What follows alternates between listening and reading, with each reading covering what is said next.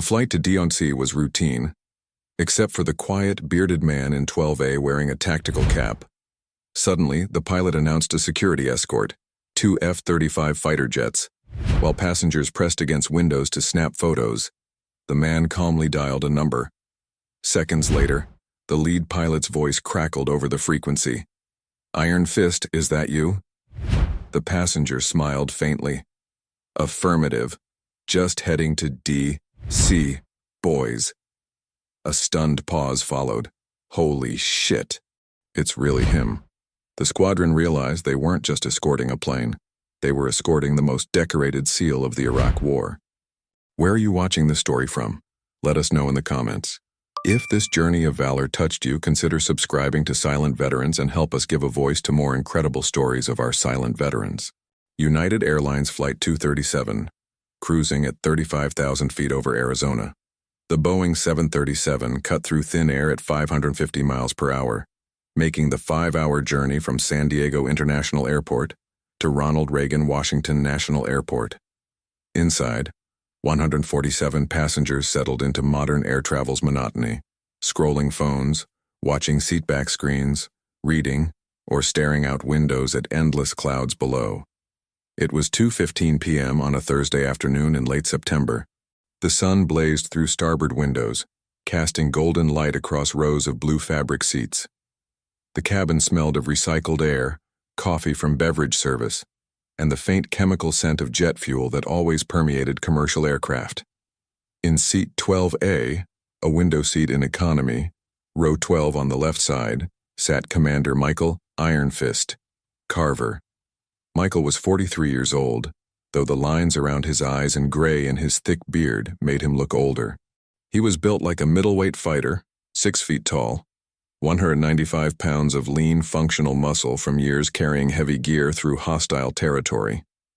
His dark brown hair was cut short beneath a tan tactical cap with a subdued American flag patch. He wore a dark gray Under Armour shirt with a black American flag on the left sleeve, faded jeans, and well-worn Salomon tactical boots. His forearms, visible below rolled-up sleeves, were covered in intricate tattoos, military unit insignias, coordinates, dates, and a trident on his right forearm marking him as a Navy SEAL. But to passengers around him, he was just another guy. Maybe former military. The bearing, build, and haircut gave that away, but nothing special. Just another veteran on a flight home. Michael stared out the window at Arizona desert 35,000 feet below, his expression distant. He wasn't seeing Arizona. He was seeing Ramadi, Fallujah, Mosul, places where he'd spent years, lost brothers, done things that still woke him at 3 a.m. in cold sweats. He'd been medically retired from the Navy SEALs 8 months ago after taking shrapnel in his left leg during a classified Syria operation. Surgeons saved the leg, but his days as an operator were over. No more breaching doors, no more direct action missions, no more leading men into the breach. Now he flew commercial to Washington, D.C. for a Pentagon ceremony, some award he didn't want, for an operation he couldn't talk about, in front of people who'd never understand what it cost. He'd rather be invisible. In the seat beside him, 12B, the middle seat, sat a nervous businessman in his 50s, typing frantically on a laptop, occasionally glancing at Michael with the discomfort people feel when sitting next to someone who looks dangerous. In 12C, the aisle seat, sat a young woman in her 20s, earbuds in, watching a movie on her iPad, completely oblivious. Michael preferred it that way. Anonymous, forgotten, just another passenger. The flight attendant, a friendly woman in her 40s named Linda, came by with the beverage cart. "Can I get you anything, sir?" "Coffee, black. Thank you." "Of course." She poured, handed him a small plastic cup. "Heading to D.C. For business or pleasure?" "Business," Michael said simply, his tone polite but final, signaling he didn't want conversation. Linda got the message and moved on. Michael sipped his coffee and returned his gaze to the window. The Arizona desert stretched endlessly below. Red rock, sparse vegetation, the occasional highway cutting through wasteland. Beautiful in its harsh way. His phone buzzed. A text from Captain Jake Morrison, his former team leader and closest friend. You on the flight? Pentagon ceremony is at 1800 tomorrow. Don't be late, and don't skip it. Admiral's orders. Michael typed back, I'm on it. Relax. Jake's response, you better be. You earned this, brother. Let them honor you. Michael didn't respond. He pocketed the phone and closed his eyes, trying to sleep, trying to quiet the noise in his head. That's when the pilot's voice came over the intercom. The escort. Ladies and gentlemen, this is Captain Rodriguez from the flight deck. The cabin quieted. Passengers looked up from phones and tablets. Something in the pilot's tone, calm but carrying tension, commanded attention. We've just been informed by air traffic control that we're being escorted by 2 United States Air Force F-35 fighter jets as part of a routine security protocol. This is standard procedure and there is no cause for alarm. Please remain seated with seatbelts fastened. We'll provide updates as necessary. The intercom clicked off. For a moment, silence, then chaos erupted. Fighter jets? Why? Someone shouted. Is there a threat? A woman asked, voice high with panic. Are we being hijacked? Another passenger said, pulling out her phone. Passengers flooded toward windows, pressing faces against small oval panes, phones out, trying to get pictures. Michael stayed seated but turned to look out his window. And there they were. 2 F-35A Lightning II fighters, the most advanced stealth multi-role fighters in the U.S. military, flying in formation off the port side, maybe 100 yards away. Their angular, predatory shapes cut through air with precision, gray camouflage making them look like sci-fi movie props. Afternoon sun glinted off canopies. Even from this distance, Michael could see pilots in helmets, heads turning slightly as they monitored the airliner. Michael's trained eye cataloged everything. USAF markings, external fuel tanks, no visible weapons, but he knew they carried AIM-120 AMRAAMs and AIM-9 Sidewinders internally. This wasn't training. This was a live intercept. Holy shit, the businessman beside him whispered, craning his neck to see. Why are fighter jets escorting us? Michael didn't answer. His mind ran through possibilities. Security protocol could mean anything. Suspicious activity, credible threat, or someone important on board. Or maybe, Michael pulled out his phone and opened a secure messaging app, one only military personnel with proper clearances could access. He scrolled through contacts and found Lieutenant Colonel Sarah Chen, an Air Force officer he'd worked with on joint operations in Afghanistan. She was stationed at Nellis Air Force Base in Nevada, not far from where they were flying. He typed, Sarah, you know anything about F-35s escorting United 237 out of San Diego? Response came in seconds. Holy shit, Mike, that's your flight. Yeah, I just got the alert. Stand by. Michael waited, expression calm but mind racing. Around him, passengers were losing composure, some crying, some filming, some demanding answers from flight attendants who clearly had no more information. Linda tried calming people. Everyone, please return to seats. The captain said this is routine. There's no danger. Routine? A man shouted. Fighter jets aren't routine. Michael's phone buzzed. Sarah again. Mike, I just talked to the squadron. They were scrambled because of a VIP security protocol. Someone on your flight is flagged as high value. They're not saying who, Andy, but... Mike, are you traveling under your real name? Michael typed, yes. Why? Because your name is flagged in every military database as Iron Fist. If ATC ran the passenger manifest and saw your name, Mike, they might have scrambled those fighters for you. Michael stared at the message. That didn't make sense. He was retired. Nobody now. Why would... His phone rang. Not the civilian line. The encrypted military line he'd kept active for emergencies. He answered. Carver. The voice was clipped, professional, carrying the unmistakable tone of a fighter pilot.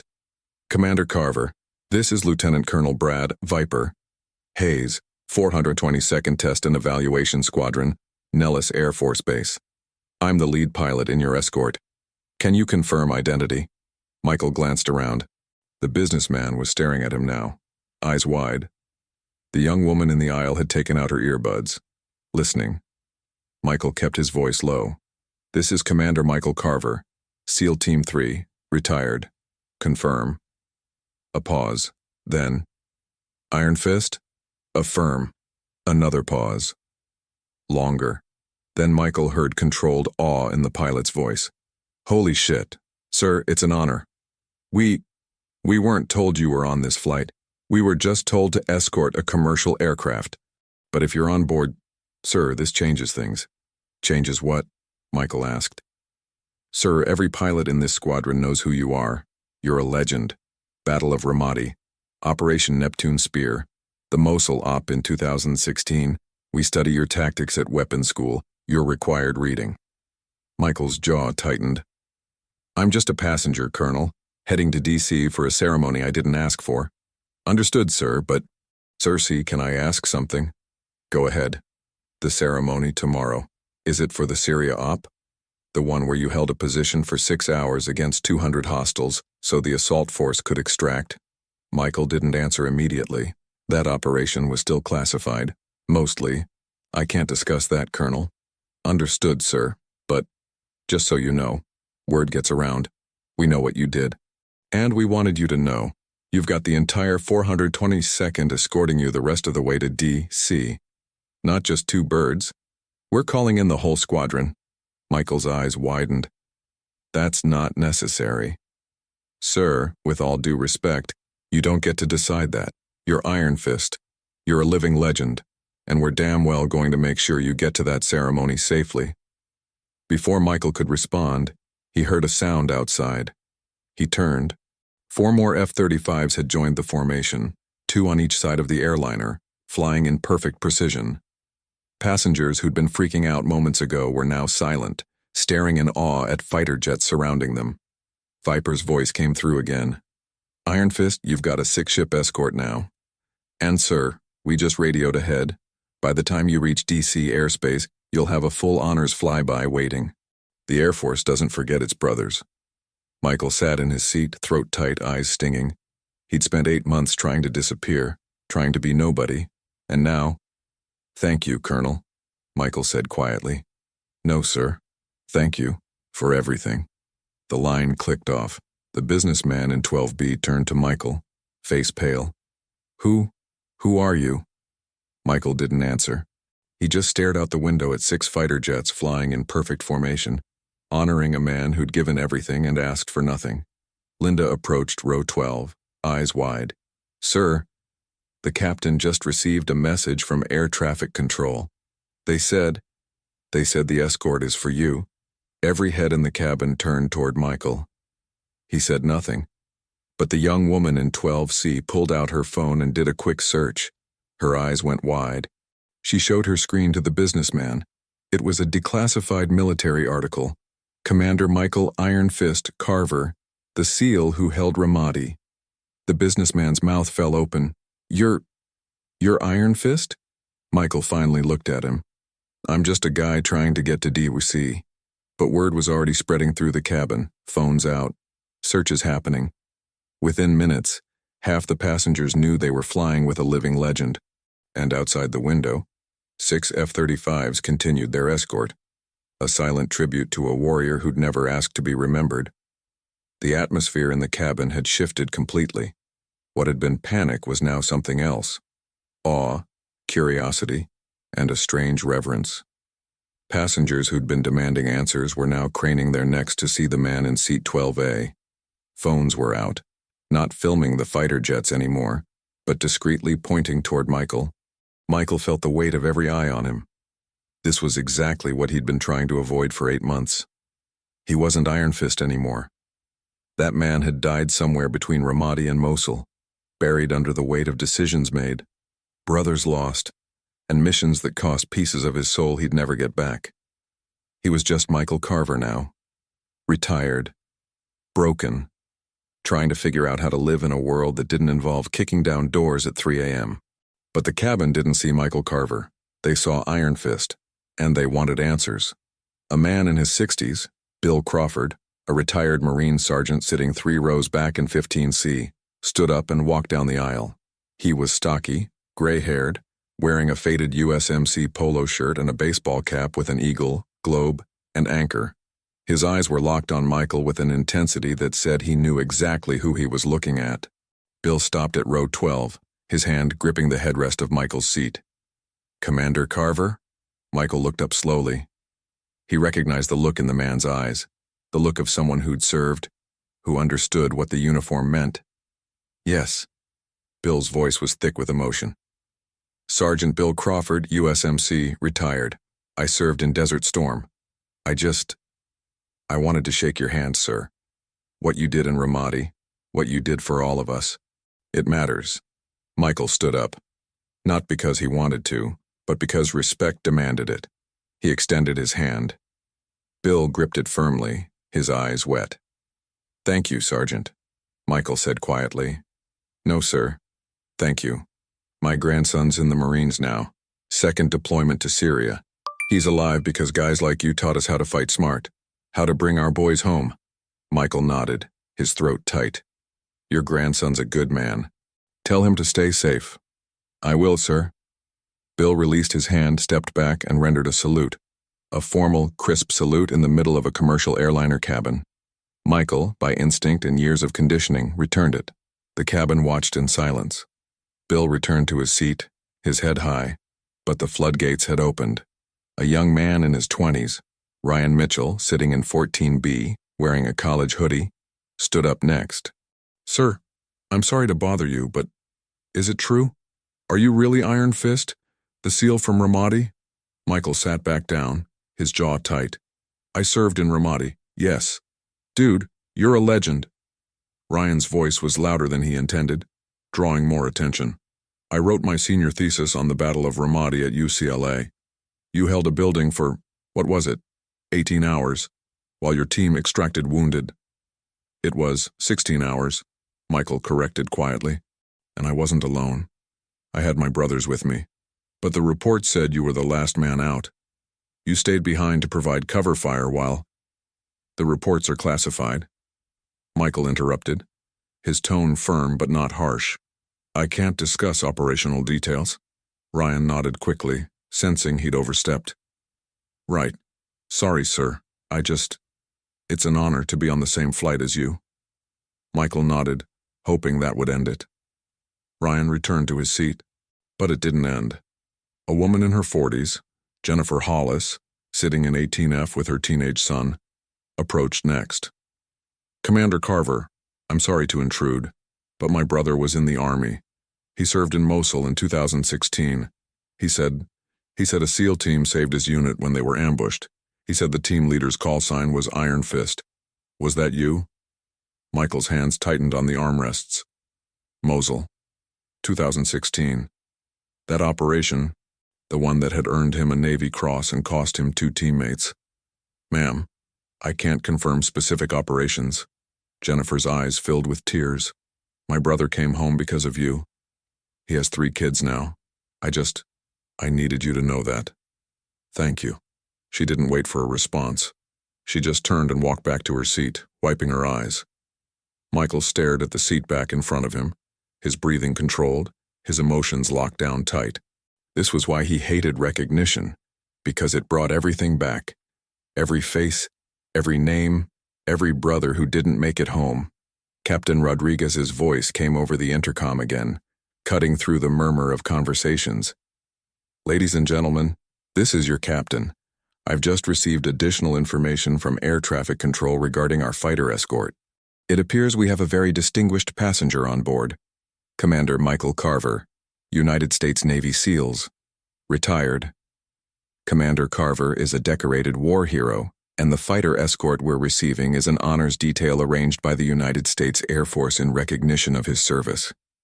The cabin erupted in applause, spontaneous, thunderous applause that filled the pressurized tube and made Michael want to disappear through the floor. Captain Rodriguez continued, his voice warm. "Commander, on behalf of United Airlines and everyone on this flight, thank you for your service. It's an honor to have you aboard." More applause. Some passengers stood. A few whistled. Michael sat frozen in his seat, his face burning, his hands gripping the armrest so tight his knuckles were white. The businessman in 12B leaned over, his earlier discomfort replaced with genuine respect. "Sir, I had no idea. I'm sorry if I seemed rude earlier. It's an honor." "You weren't rude," Michael said quietly, "and I'm just trying to get to D.C. For the ceremony tomorrow?" Michael glanced at him. "How do you know about that?" The businessman gestured at his laptop. "I work for the Department of Defense, contract analyst. The ceremony tomorrow is for the Syria OP, right? The one where you held a forward operating position against overwhelming enemy force to allow an extraction?" Michael didn't answer. "It's okay, sir, I'm cleared. I read the after-action report. What you did, it saved 43 American lives. Special forces, CIA, contractors. They'd all be dead if you hadn't held that position." Michael's voice was barely audible. "2 of my teammates didn't make it out. Don't call me a hero." The businessman went quiet, understanding he'd touched a wound that wouldn't heal. Michael's encrypted phone buzzed again. He answered, "Commander Carver, this is Captain Rodriguez from the flight deck. Sir, I have Lieutenant Colonel Hayes on the radio. He's requesting permission to speak with you over the cabin PA system. Is that acceptable?" Michael closed his eyes. He wanted to say no, wanted to tell them to leave him alone, but he knew how this worked. The machine had started moving. There was no stopping it now. "Fine," he said. "Thank you, sir." Patching him through now. A moment later, Viper's voice filled the cabin through the intercom speakers, crisp, professional, but carrying an edge of emotion. "Ladies and gentlemen, this is Lieutenant Colonel Brad Hayes, United States Air Force, flying off your port side. I want to take a moment to explain why we're here." Every passenger was listening now. The cabin was silent except for the hum of the engines and Viper's voice. "The man sitting in seat 12A, Commander Michael Carver, is one of the most decorated Navy SEALs in the history of our military. He's served our nation for 22 years. He's completed over 300 combat missions across Iraq, Afghanistan, Syria, and other locations I'm not authorized to discuss. He's earned 2 Navy Crosses, 5 Silver Stars, 3 Bronze Stars with Valor, and a Purple Heart with 3 oak leaf clusters." Viper paused, letting that sink in. "But more than that, Commander Carver represents something we in the military hold sacred: selfless service. In 2006, during the Battle of Ramadi, he held a building under siege for 16 hours, allowing his teammates to evacuate wounded. He was shot 3 times. He kept fighting. In 2016 in Mosul, he led a rescue operation that saved 32 Iraqi civilians and 5 American soldiers. He carried a wounded child through a mile of hostile territory under fire. Michael's jaw clenched. He didn't want this, didn't want the spotlight, didn't want people to know. "And earlier this year," Viper continued, "in an operation that's still mostly classified, Commander Carver held a defensive position against an enemy force that outnumbered him 20-1. He fought for 6 hours, alone, so that 43 Americans could get out alive. He was wounded. He lost teammates. But he completed the mission." The cabin was utterly silent. Several passengers were crying. "That's why we're here," Viper said, his voice strong and clear. "Because men like Commander Carver are the reason the rest of us can sleep safely at night. Because his service, his sacrifice, and his courage deserve to be recognized.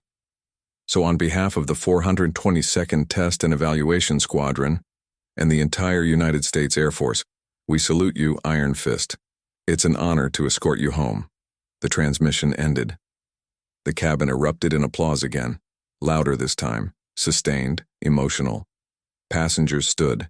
Some saluted.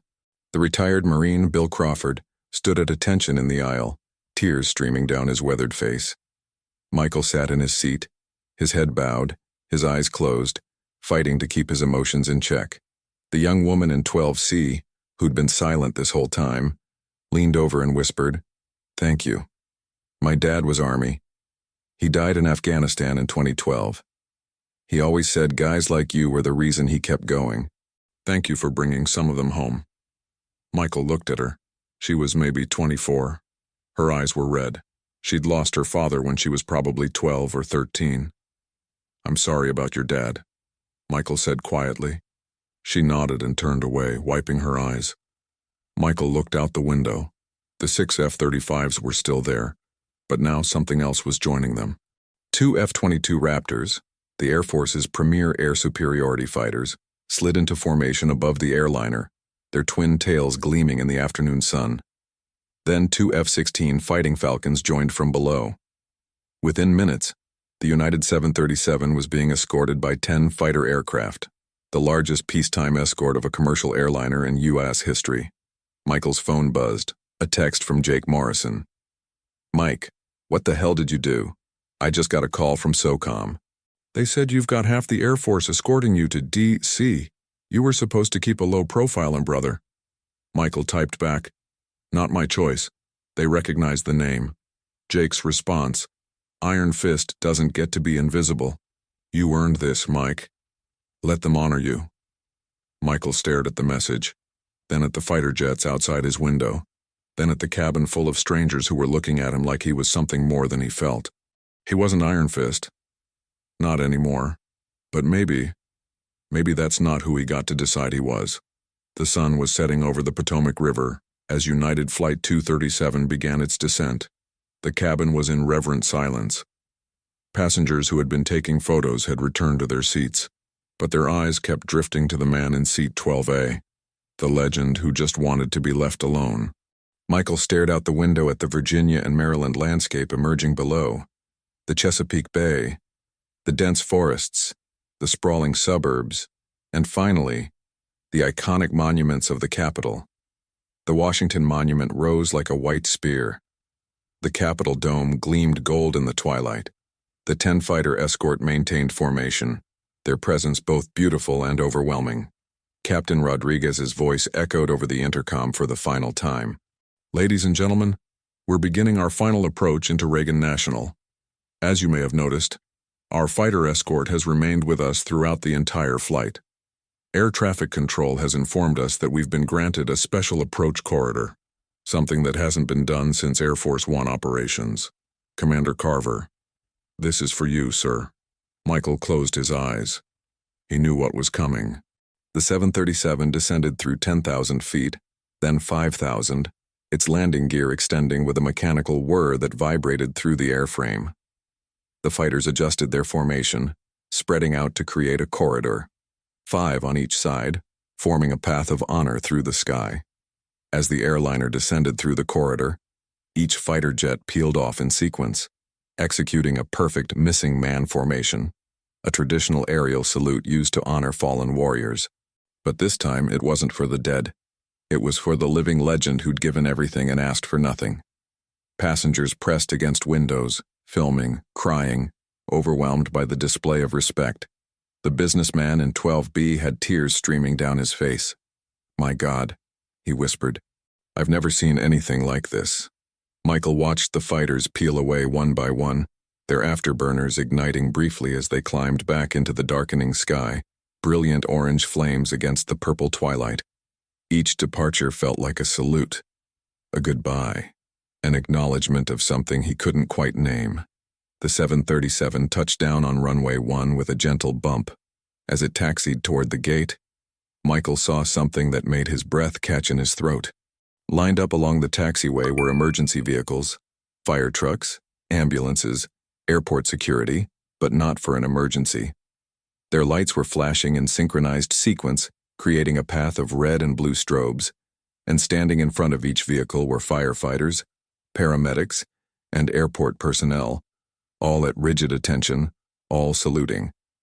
This was a water salute, a tradition where fire trucks spray arcs of water over an aircraft to honor someone significant. But this was more. This was the entire airport honoring a warrior coming home. As the 737 passed between 2 massive fire trucks positioned on either side of the taxiway, they activated their water cannons simultaneously, sending twin arcs of water high over the fuselage, creating a shimmering tunnel that caught the last rays of sunset and fractured them into rainbows, brilliant streaks of color arcing through the mist. The cabin erupted in applause, not for the spectacle, for the man in 12A who hadn't asked for any of this, but had earned every moment of it. Captain Rodriguez's voice was thick with emotion. "Commander Carver, on behalf of United Airlines, the United States Air Force, and everyone who's had the honor of sharing this flight with you. Welcome home, sir. Thank you for your service. Thank you for your sacrifice. And thank you for reminding us all what true heroism looks like. The 737 pulled up to gate 35. The jetway extended with a mechanical whir, but before the seatbelt sign turned off, Captain Rodriguez emerged from the cockpit. He walked directly to row 12. "Commander Carver," he said formally, "it's been an honor to have you on my flight, sir." Michael stood. "Thank you, Captain. You fly a good bird." "Sir, there's someone waiting for you at the gate." "Actually, several someones." Michael's stomach tightened. "Who?" Captain Rodriguez smiled faintly. "You'll see, sir." The seatbelt sign turned off. Passengers began gathering their belongings, but no one moved toward the exit. They were waiting, watching. Michael grabbed his small carry-on, a simple black duffel bag that contained everything he owned these days. He slung it over his shoulder and started toward the exit, his limp from the Syria injury barely noticeable but still there. As he passed each row, passengers stood, not to leave, to honor him. Some saluted. Some nodded with deep respect. Some just watched with tears streaming down their faces, unable to speak. Bill Crawford, the retired Marine, gripped Michael's shoulder. "Semper Fi, brother. You made us all proud today." "Semper Fi," Michael replied quietly. The young woman whose father had died in Afghanistan handed him a carefully folded piece of paper. "Sir, that's my dad's name and unit. If you ever have time, if you could visit his name on the memorial, it would mean everything to my family." Michael took the paper, his throat too tight to speak. He just nodded, tucking it carefully into his pocket. He reached the exit where Linda, the flight attendant, stood with tears streaming down her face. "Thank you for your service, Commander." "Thank you for the coffee," Michael said, managing a small, genuine smile. He stepped into the jetway and stopped dead. The gate was packed, but not with random travelers. With military personnel, there were at least 75 of them, Navy, Marines, Air Force, Army, and dress uniforms, standing at attention in perfect formation. Sailors in their service dress blues with white caps, Marines in their dress blues with white belts, soldiers in their Army service uniforms with black berets. The formation was precise, disciplined, silent. At the front stood Rear Admiral Stephen Keller, 2 silver stars gleaming on his shoulders, commander of Naval Special Warfare Command. Beside him stood Command Master Chief Daniel Wright, the senior enlisted SEAL in the Navy. Behind them, Michael saw faces he recognized. Teammates, brothers, men he'd served with, men he'd bled with. Jake Morrison stood in the front row, wearing his dress whites, grinning like an idiot with tears streaming freely down his face. Admiral Keller stepped forward. "Commander Carver, welcome home, sir." Michael came to attention automatically. "Admiral." Admiral Keller rendered a salute, sharp, crisp, perfect, held with unwavering precision. Every service member in that gate area followed suit in perfect unison, 75 hands snapping to forehead simultaneously, creating a sound like a single crack of thunder. A sea of salutes. For him, Michael returned the salute, his hand trembling now, his composure finally cracking.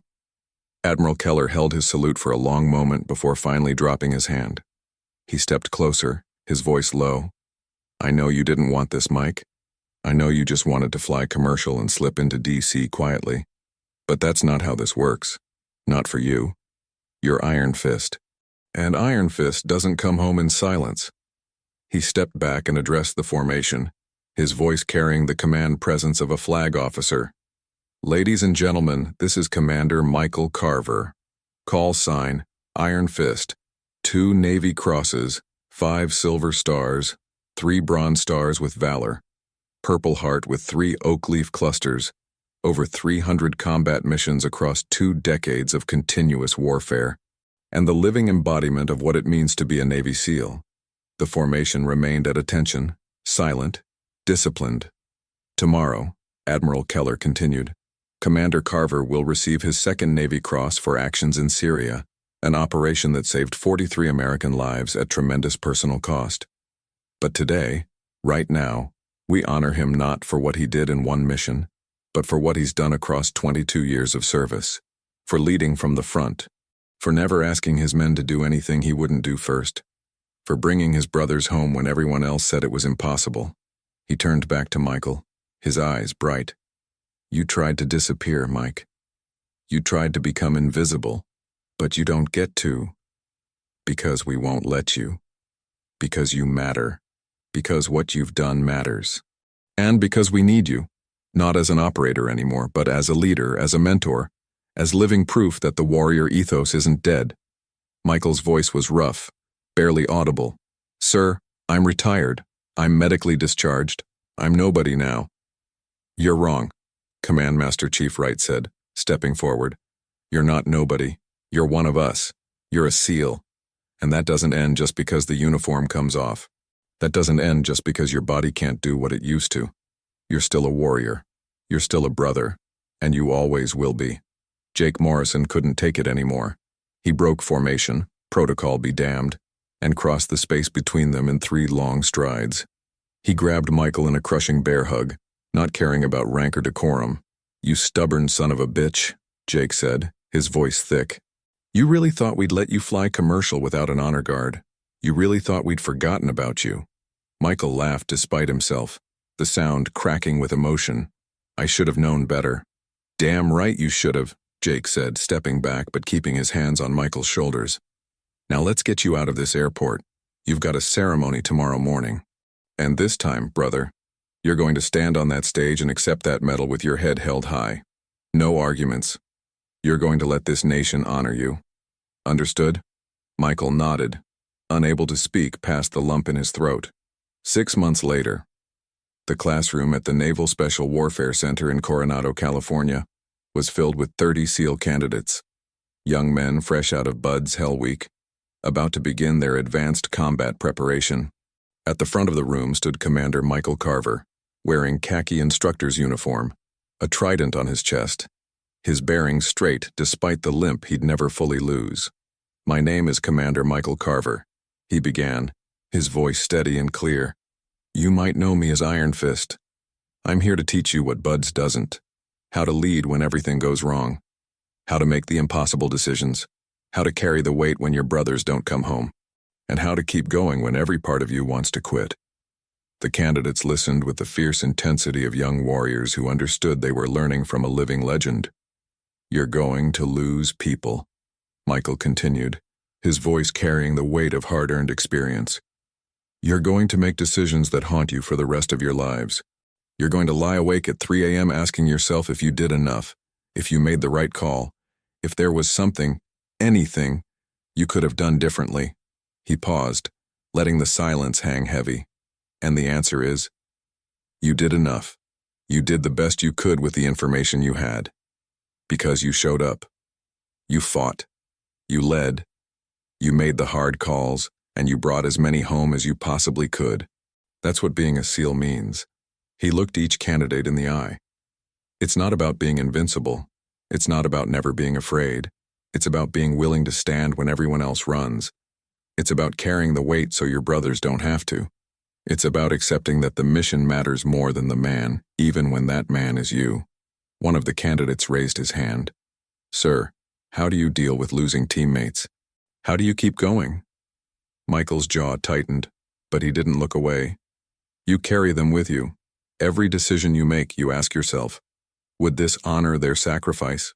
Would this make them proud? And you keep going because they can't. Because they gave everything so that the mission could succeed. So that others could come home. And the best way to honor that is to live a life worthy of their sacrifice. He gestured to the trident on his chest. This isn't just a badge. It's a responsibility. It means you're part of something bigger than yourself. A brotherhood that spans generations. And when you earn this, you earn the right to serve alongside the best warriors this nation has ever produced. But you also accept the burden of carrying their legacy forward. The candidates nodded, understanding they were receiving something precious, wisdom earned in blood and paid for in brothers lost. Welcome to the teams, Michael said, his voice strong. Now let's get to work. And for the first time since his medical retirement, Commander Michael Iron Fist Carver felt like he'd finally come home. Not to a place, to a purpose.